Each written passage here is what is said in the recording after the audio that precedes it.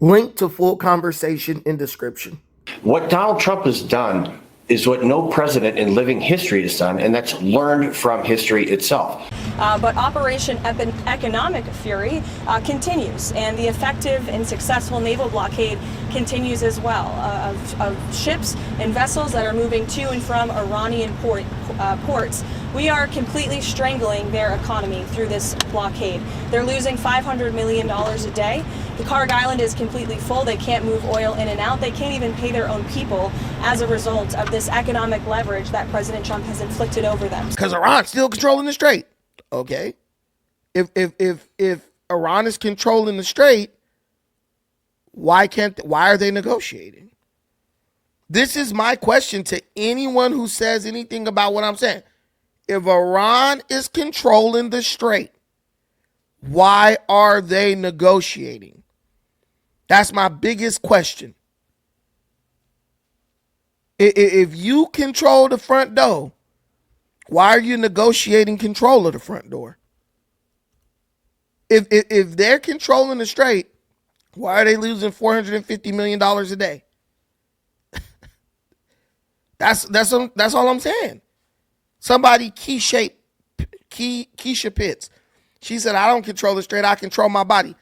You right, Keisha. If you control your body, why would you negotiate with me for control of your body? If Iran is in control of everything, we shouldn't even be having this conversation right now. We should not be having this conversation right now. Change and nation building doesn't work. I was in every conflict from the first Gulf War up until Syria. And every time the United States government, through the military, tries to go into a nation and dictate to them how they're going to run their country, it simply does not work. So making sure that we can help potentially set conditions for the Iranian people to rise up, that's something we can do. But if we go in and say, we are going to put American-led people into the Iranian regime for them to take over, it simply won't work.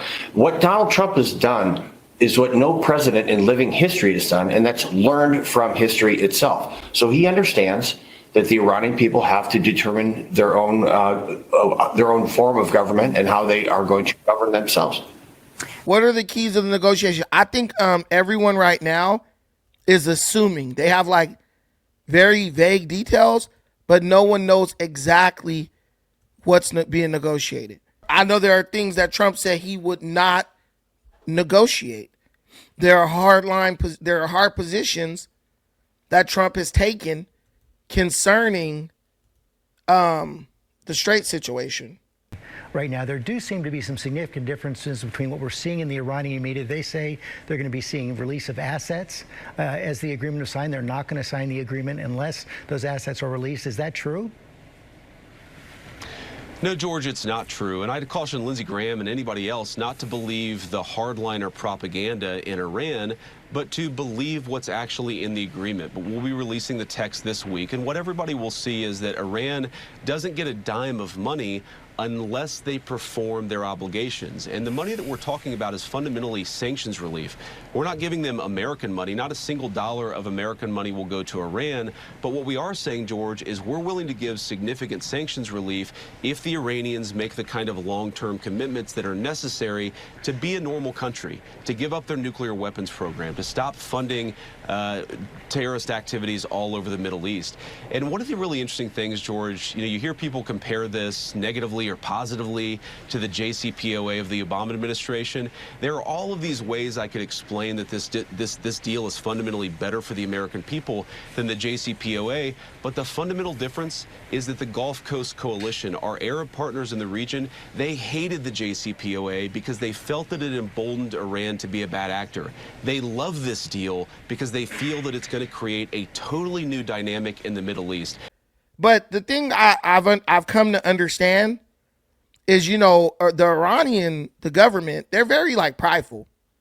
So if something comes out publicly that they don't agree to, they're going to just deny it.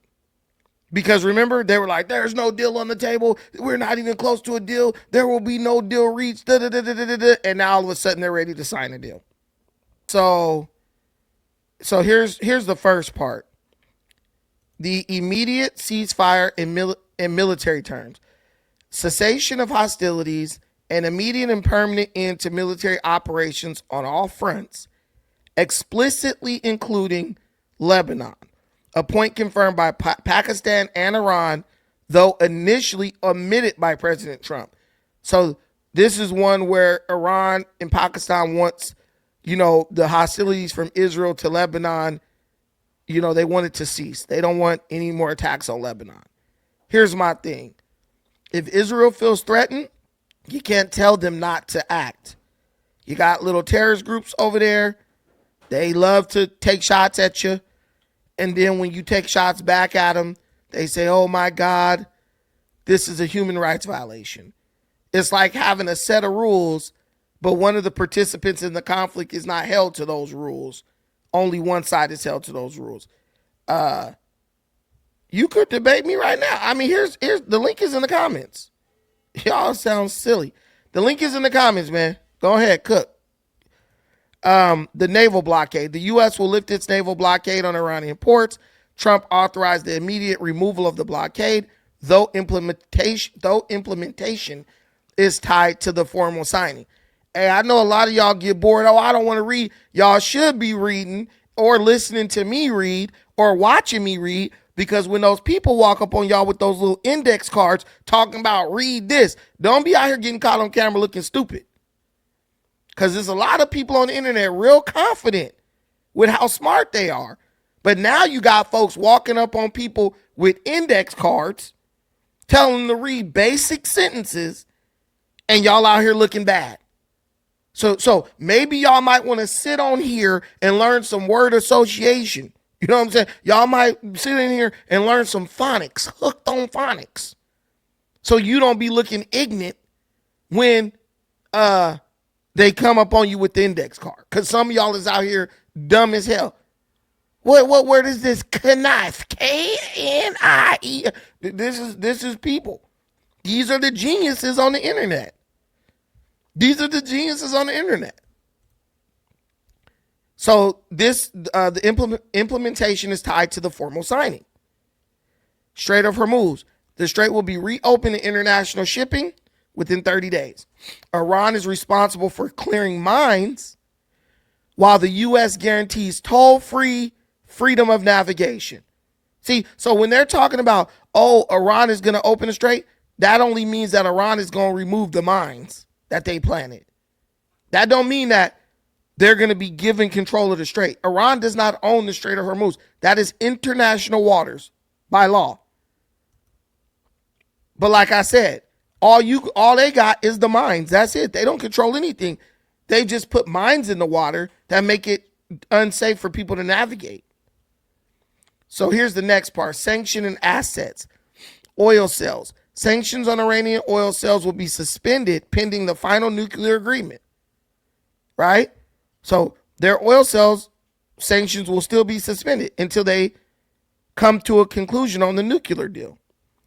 Frozen assets. Approximately $24 billion in frozen Iranian assets will be released during the 60-day negotiation window. Troop withdrawal. The U.S. commits to withdrawing its forces from the immediate vicinity of Iran. Deferred nuclear negotiations. 60-day window. Critical nuclear issues are postponed for a 60-day negotiation period leading to a final settlement.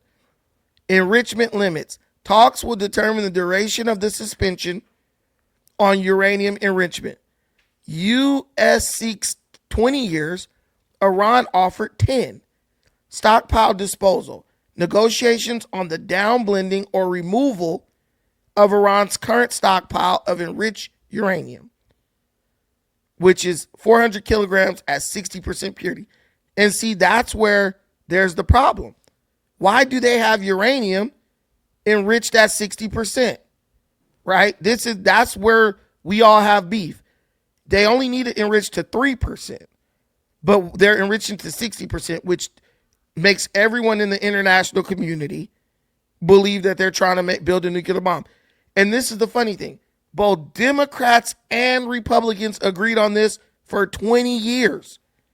All of a sudden, because Trump is doing something about it, all of a sudden, no, they were never going to build a bomb and all this stuff. Understand when someone's blowing smoke up your ass. There's literally video of many of the same politicians saying Iran is not a threat, saying Iran is a threat back in the day. And still, Congress this year voted 90% that Iran was the biggest terrorist threat on earth. So they're saying one thing for the cameras to you all, and then they're saying something else behind closed doors because they want to take back the government. So the sites at Natanz, Fordo, these nuclear sites, they're going to future discussions on the status of these sites, inspections, implementation of unrestricted SNAP inspections by the IAEA. Now that's the biggest one right there. I believe that's like the biggest win. The IAEA can come in anytime and inspect all Iranian nuclear facilities to see what they're doing. Who's IAEA? Who's If that? you don't know, I don't. Is that us? listen, it's an international body. Yeah, It's but an what international country? What